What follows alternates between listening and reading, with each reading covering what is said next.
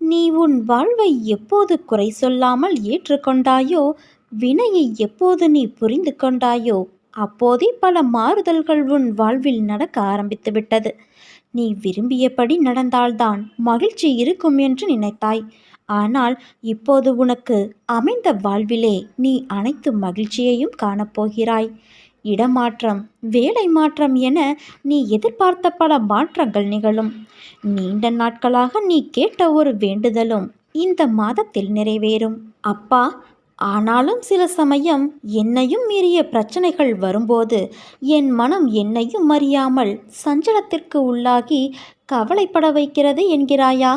இந்த மானிட பிறவிகள் தங்களை சுதந்திரமானவர்கள் என நினைத்து கொண்டு சுகத்திற்காக இரவு பகலாக உழைக்கிறார்கள். ஆனால் அவர்கள் கஷ்டம் என்ற ஒன்றை மட்டுமே அறுவடை செய்கிறார்கள். இதுதான் விதி. இந்த விதியானது